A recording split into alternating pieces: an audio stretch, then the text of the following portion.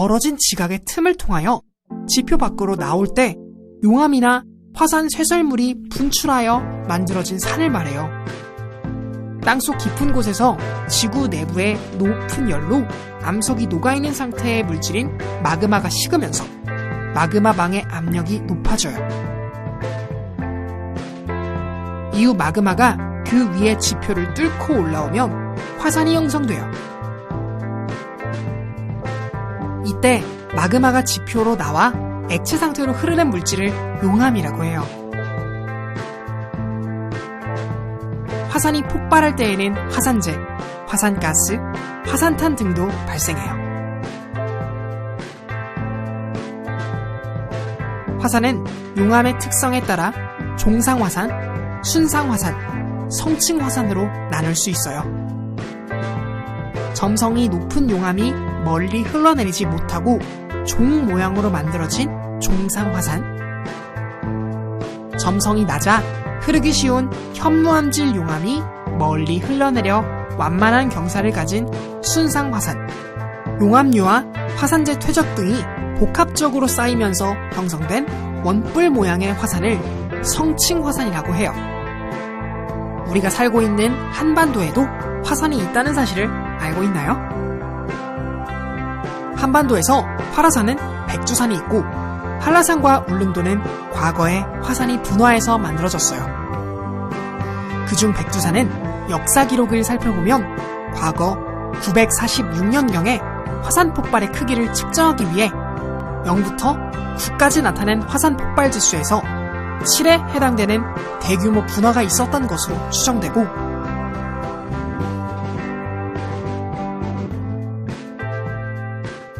이후에도 여러 번 분화한 기록이 있어요.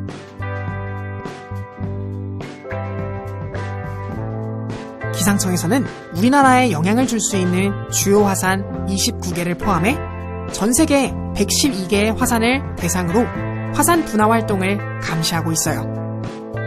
만약 화산 분화로 우리나라에 영향이 있을 것으로 예상되면 화산재 특보를 발표합니다. 화산이 폭발하면 산불, 산사태, 그리고 화산재에 의한 대기오염 등 여러 가지 재해가 발생할 수 있어요.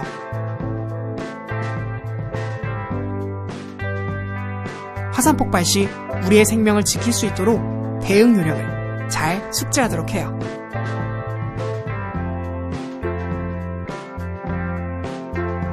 기상청과 함께한 저는 과학쿠키였습니다.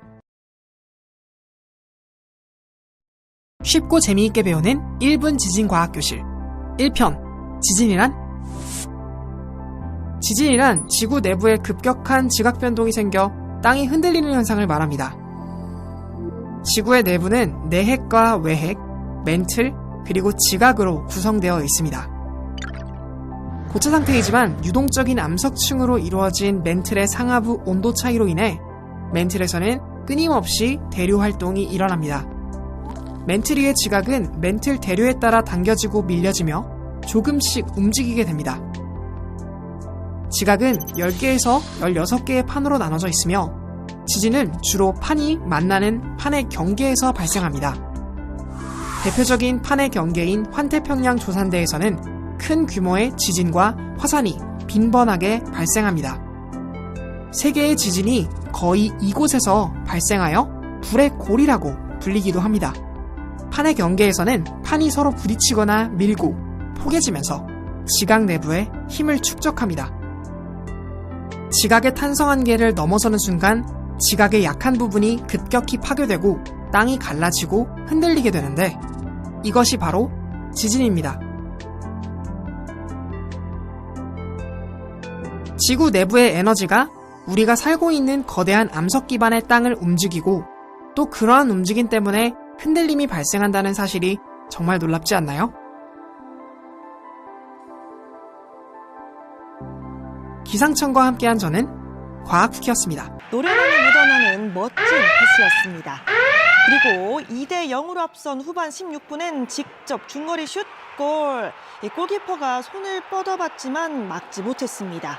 그리고 호우 세리머니까지 호날두는 한 골 차로 추격당한 후반 막판 발리슛까지 터뜨렸습니다. 승리를 결정짓는 멋진 골이었는데요. 아시아 무대에서 맹활약하는 호날두의 모습 뭔가 어색해 보이기도 하는데 이 호우 세레머니 자주 봤으면 좋겠습니다. 항저우 장애인 아시안게임에서 탁구 대표팀의 막내에서 어느새 에이스로 성장한 윤지우가 값진 금메달을 획득했습니다. 항저우에서 강재훈 기자의 보도입니다.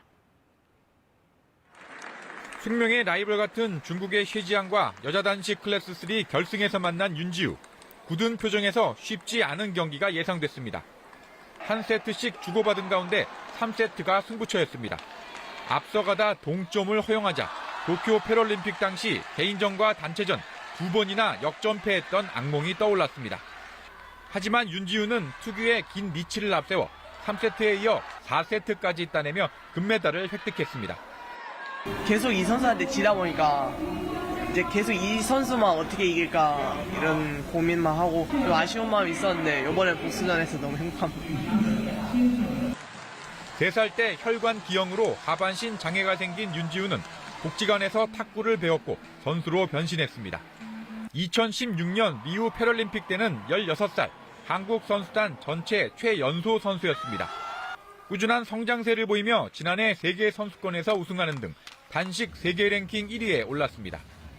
파리 패럴림픽에서 당연히 정중앙에서 이제 애국가 한번 들어보는 게 목표인데 이 기세를 좀 이어서 더 보완할 거 보완해서 애국가를 꼭 듣고 싶습니다. 자신의 아시안게임 첫 금메달을 신고하며 기분 좋게 출발한 윤지우. 대표팀 막내 에이스 윤지우는 남은 복식과 혼성복식에서 대회 3관왕에 도전합니다.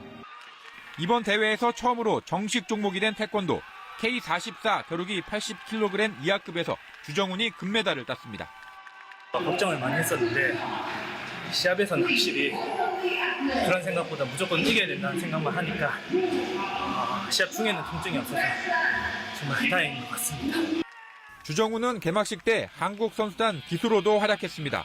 항저우에서 KBS 뉴스 강재훈입니다. 미국 프로농구 NBA가 지난 시즌 우승팀 덴버와 LA 레이커스의 대결로 막을 올렸습니다. 우승 반지를 낀 니콜라 요키치가 개막전 승리를 맛봤습니다. 문영규 기자의 보도입니다. 경기 시작 전 덴버 홈구장에 트로피가 들어오고 지난 시즌 우승 반지 수여식이 펼쳐집니다. 챔프전 MVP를 차지했던 요키치를 비롯해 덴버 선수들은 꿈에 그리던 우승 반지를 끼고 기쁨을 만끽했습니다. 요키치는 개막전에서도 초반부터 득점력을 뽐내며 MVP다운 실력을 과시했습니다. 반면 리그 최고령 선수가 된 LA 레이커스의 르브론 제임스는 수비 도중 넘어지는 등 도전을 면치 못했습니다.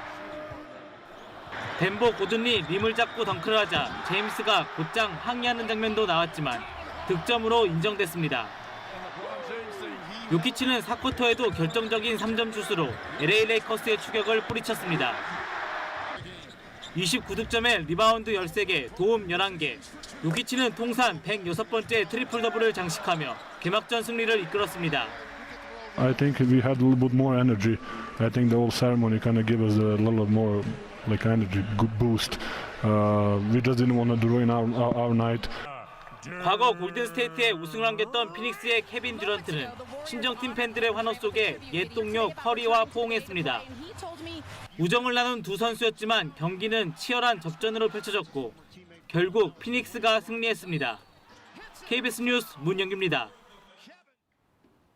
김병현이 활약했던 2001년에 월드시리즈 우승을 차지했던 애리조나가 필라델피아를 꺾고 22년 만에 다시 월드시리즈에 진출했습니다. 오늘의 영상입니다.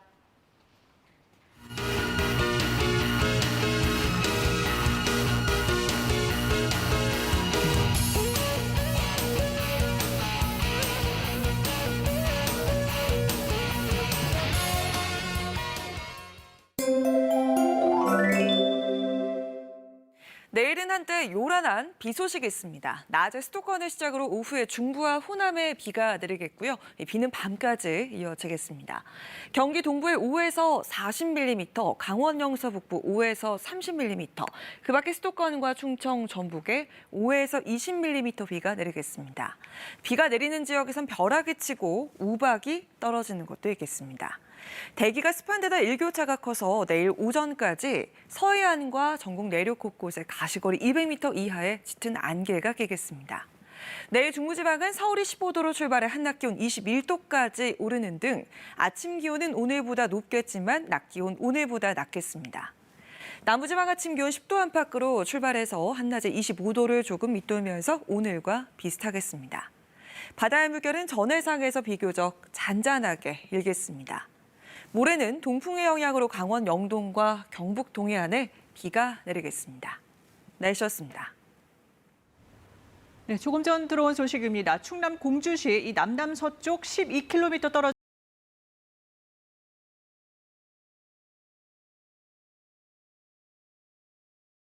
9시 뉴스 마치겠습니다. 고맙습니다.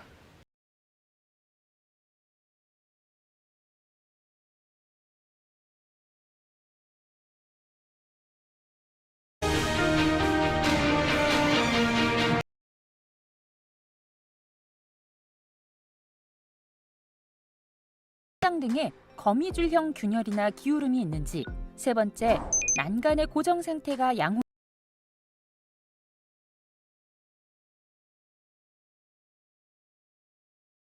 해주세요. 다섯 번째, 복도, 계단,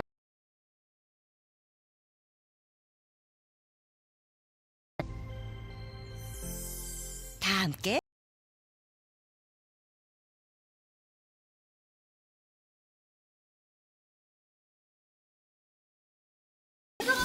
조심해. 서로 조심. 5초만. 정차 후 하차 준비. 빨리빨리 하기 전에 5초만 조심해도 모두의 안전이 계속됩니다. 급할수록 알죠? 5초만.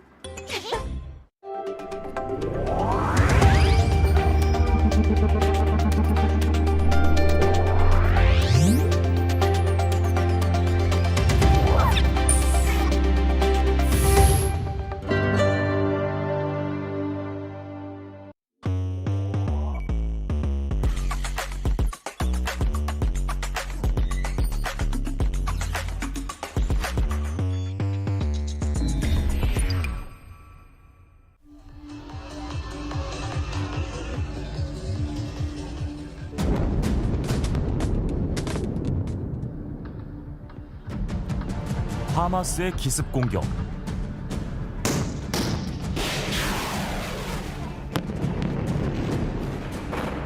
뒤이은 이스라엘의 보복 공습.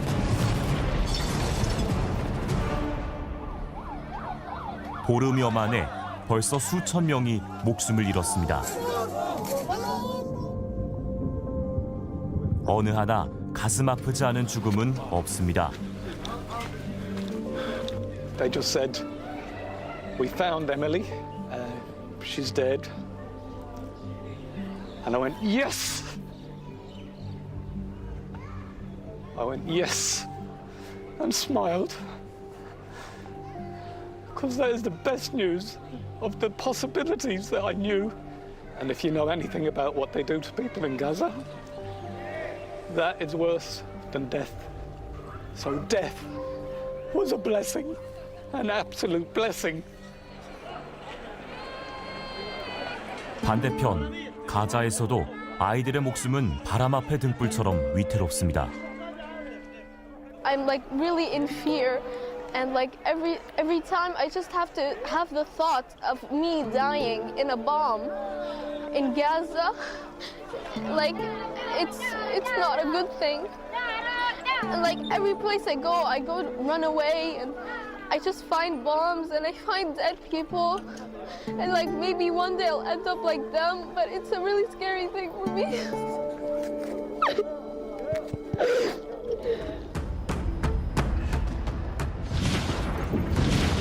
50년 내 최악의 충돌. 불안하게 공존해왔던 이스라엘과 팔레스타인이 비극으로 물들고 있습니다.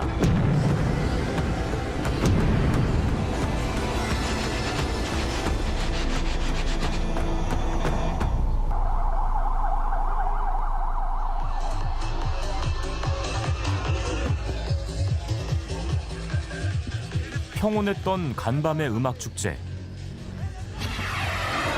동이 터오던 하늘을 뒤덮은 건 하마스의 로켓이었습니다.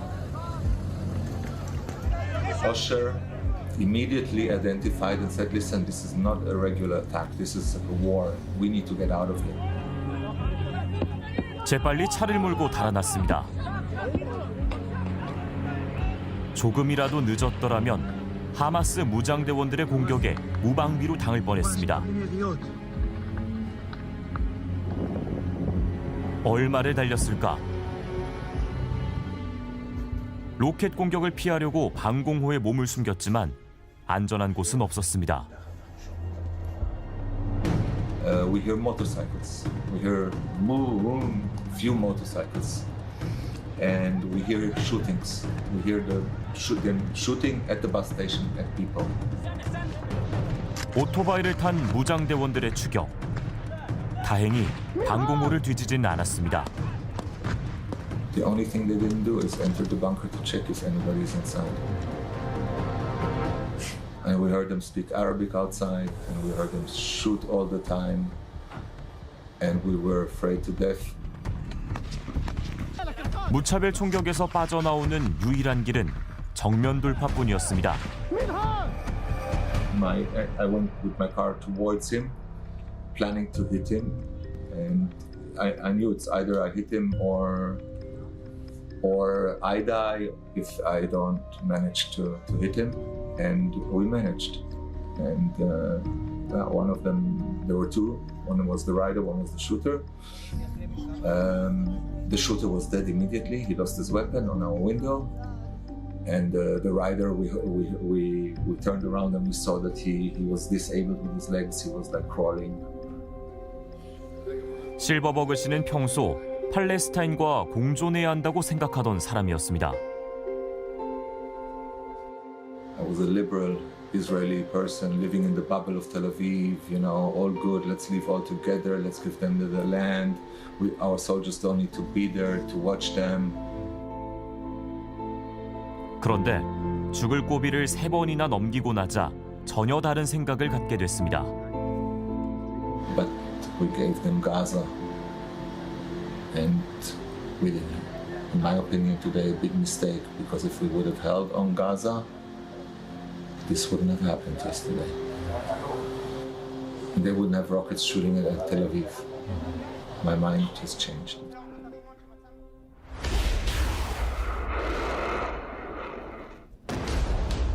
반대쪽 가자지구에서도 분노와 적대감이 쌓여가고 있습니다.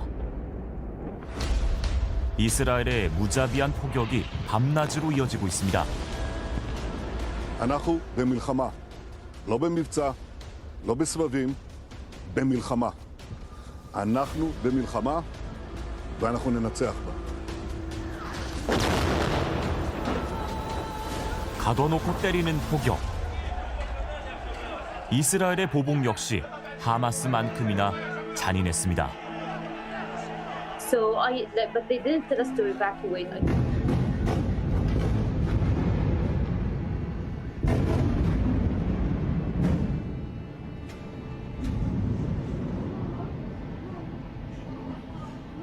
I was trying to explain things, but I think you can hear them now.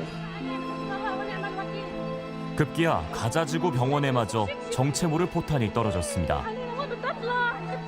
병원이 불길에 휩싸였습니다. 여성과 아이들, 피난민과 부상자들로 가득했던 병원. 최소 500명이 넘는 사람들이 목숨을 잃었습니다. 가자지구는 이제 절망의 땅이 됐습니다.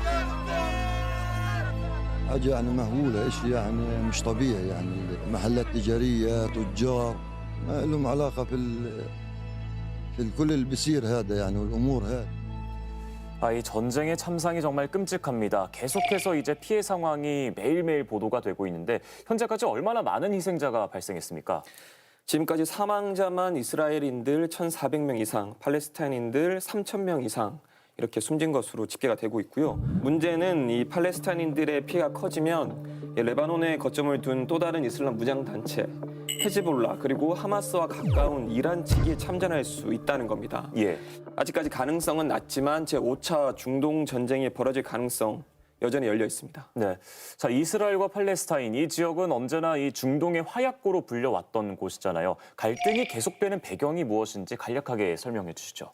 1930년대에 영국 묵인 아래 이 팔레스타인 지역으로 유대인들이 유입되기 시작하는데 13,000명이던 유대인들이 40만 명까지 늘어납니다. 한 지역을 두고 독립국가를 세우려는 유대인들이 유입이 되고 반대로 원래 그 땅에 살던 팔레스타인인들 갈등이 그때 시작된 겁니다. 그러자 곧바로 1948년 5월에 유대인들이 이스라엘 건국을 선포를 합니다. 당연히 아랍 국가들이 인정하지 않았습니다. 이스라엘 건국 당일에 이집트가 이스라엘 공격을 하면서 제1차 중동 전쟁이 시작됐습니다. 이후에 1956년에 2차, 1967년에 3차, 1973년에 4차 중동 전쟁까지 이스라엘 그리고 아랍권 국가들 전쟁이 계속해서 이어져 왔습니다. 하마스는 1987년에 등장을 합니다. 아흐메드 야신이라는 인물이 무장 투쟁을 전면에 내세운 하마스를 세우게 됩니다. 이 단체는 그냥 일반 단체가 아니지 않습니까? 이슬람 원리주의 단체입니다. 그리고 이스라엘에 대한 무장 투쟁을 했습니다. 하마스는 이스라엘과 평화라는 단어를 쓰고 유대인과 이스라엘과 평화라. 왜냐하면 이스라엘은 팔레스타인을 그 사람들과는 평화라는 단어를 사용할 수 없습니다.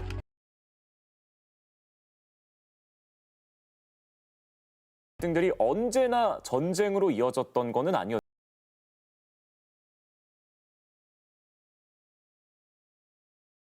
외교 문제인데 미국의 지원 아래 이스라엘과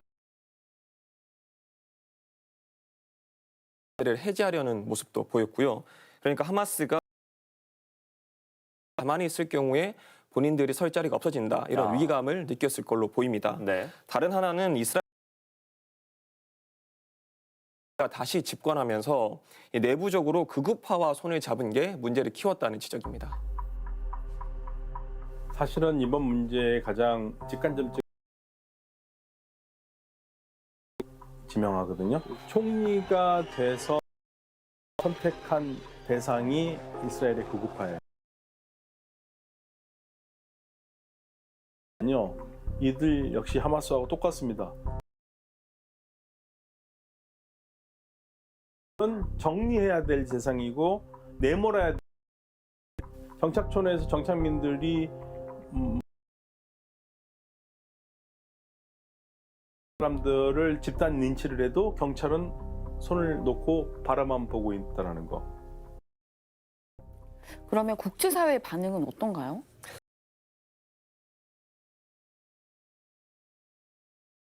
지지한다 이렇게 밝히고 있고 이란은 하마스 기습에 관여하지 않았다 이렇게 말하면서도 하마스와 팔레스타인을 모두 지지하고 있습니다. 전쟁 참전 가능성도 여전히 열려 있고요. 미국을 중심으로 한 이 서방 세계는 러시아 때문에 중동 지역에서 또 다른 전선이 만들어지는 걸 특히 자마자 바이든 미 대통령은 이스라엘에 대한 강력하면서 확전을 막으려는 시도하고 있습니다.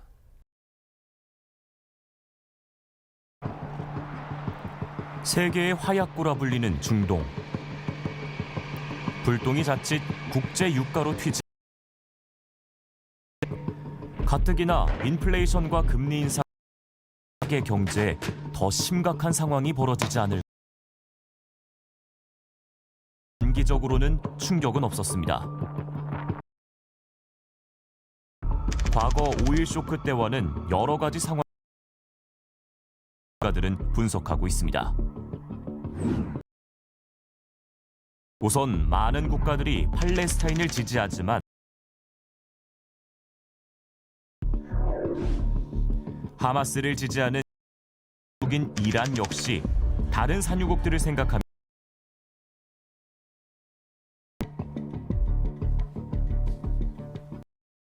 중동 국가들의 담합이 조금은 어려울 수도 있겠다. 아라비아에서는 국제 유가의 안정화를 위해서 지금 최선을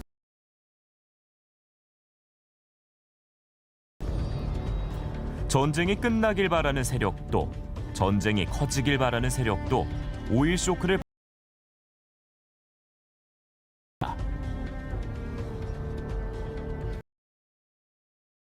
다는 거예요. 산유국이든 수요국이든 아니면 테러리스트든 간에 그 주 수입원이 석유면 석유 70년대 오일 쇼크 때와 달리 사우디아라비아와 미국 등의 충분한 공급열이 1914년 5월 경우에는 공급이 여유 생산분이 전혀 없었어요. 같은 경우에는 추가적으로 생산할 수 있는 능력이 있어요. 추가적으로 생산할 수 있는 여력이 있다 없다가 큰 차이가 있는데 오일 쇼크 때와 다른 점은 셰일 생산국으로서 석유를 이미 심각한 이스라엘과 하마스의 전쟁, 이게 지금 세계의 영향은 그렇게 크다고 볼 수는 없다. 이렇게 해석할 수 전적으로 의존하고 있는 우리나라 같은 경우에는 모든 가능성을 위기의 자체가 대내에 있는 것이 아니고 대외에 있기 때문에 할 수 있는 선택지가 많지가 않은 점이 좀 아쉬운. 국제유가 상승, 기름값 상승은 직접적으로 관련이 없는 부분의 물가까지 견인하는 효과가 있기 때문에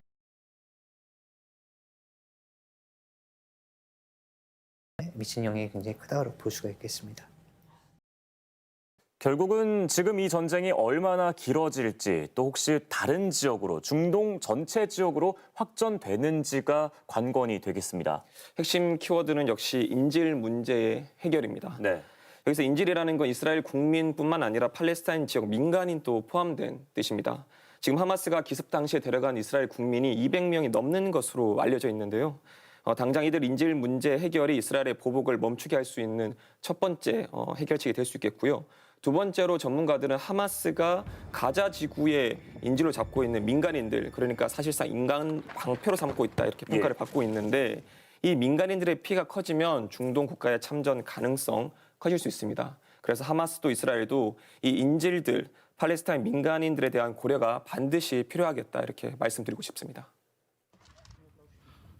유럽이라든지 팔레스타인 문제에 대해서 동정적인 여론을 가진 나라에서는 하마스가 그 이스라엘을 공격해도 그렇게까지 비난을 많이 안 한 편이에요. 생각보다는. 근데 이번은 민간인들을 너무 많이 죽였기 때문에 이 부분을 그냥 모른 채로 넘어가기가 어렵습니다. 이게 하마스가 가장 큰 실수인데, 지금 인질도 잡고 있지 않습니까? 저는 제가 기대하고 싶은 거는 극적인 순간에 인질을 풀어주면서 공격 안 하는 방향으로 하면 어떨까?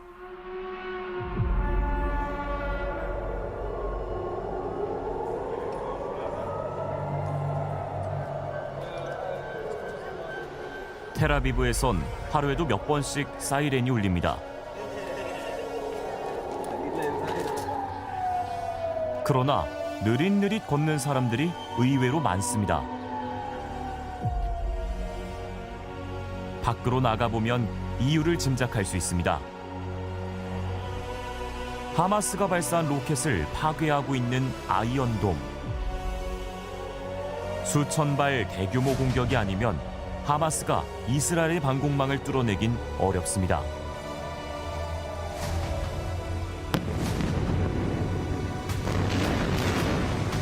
이스라엘은 이번 기회에 하마스를 고사시키겠다고 공언하고 있습니다. 하지만 설령 하마스를 뿌리 뽑더라도 문제가 해결되는 건 아닙니다. 그러니까 하마스를 완전히 근절한다 하더라도 제2 하마스도 나오죠. 하마스라는 조직이 사라진다 하더라도 다른 형태의 하마스도 나와요.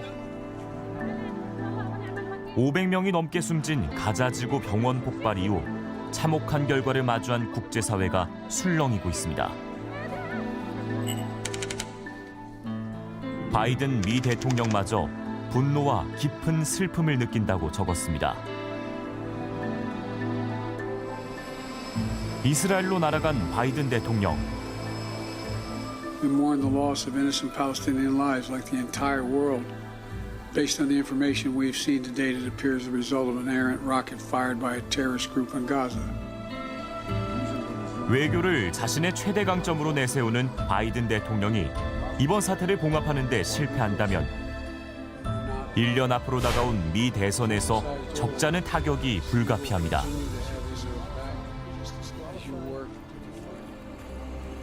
백여 년의 원한을 쌓아온 이스라엘과 팔레스타인. 또다시 불안한 공존을 모색하는 것 말고는 다른 길이 없어 보입니다. 안전한 이스라엘, 그리고 공존 가능한 팔레스타인. 이게 궁극적인 해결책입니다. 그러니까 공존 가능한 팔레스타인이라는 국가를 세워주고, 그러면 이스라엘은 정말 불덩이를 내려놓는 거잖아요. 그럼 안전한 이스라엘, 그걸로 가자 이거예요.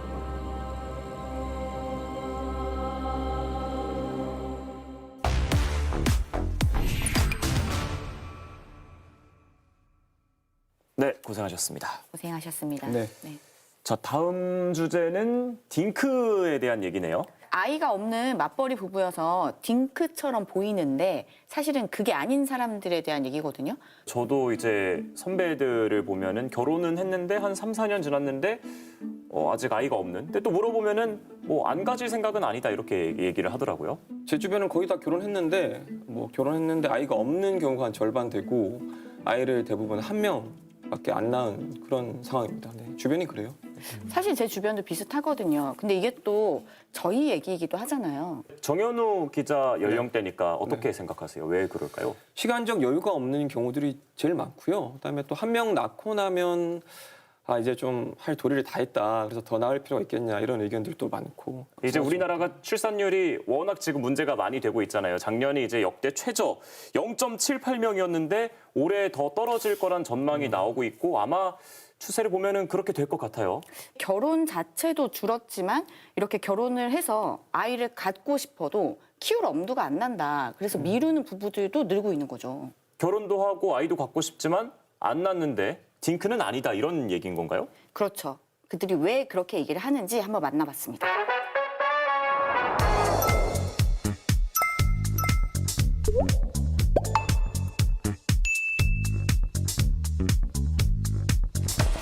네, 안녕하세요. 신혼부부는 아니지만 결혼한 지 4년 된 전민철. 아니야. 아직 아이는 없어요. 두 분 맞벌이신 거예요, 그러면? 네.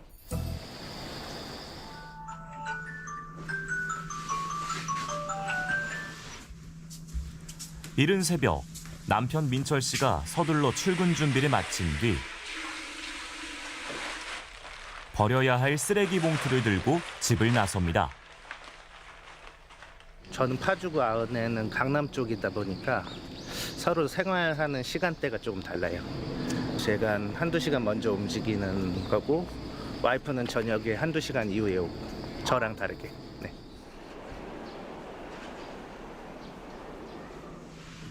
같이 살지만 얼굴 보는 시간은 많지 않은 부부.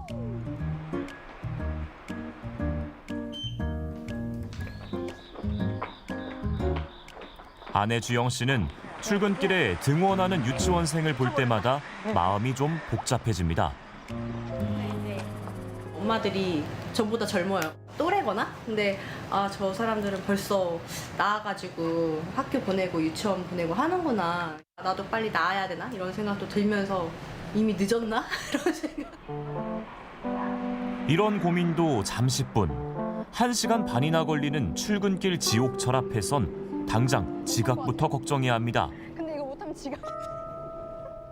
벌써 기운이 빠지신 것 같은데요? 그러니까 이미 하루의 에너지의 한 90%를 출근길에 다 쏟는 것 같아요.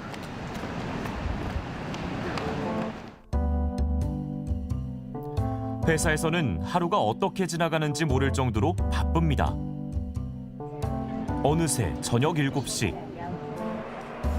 녹초가 된 상태로 집에 도착했습니다.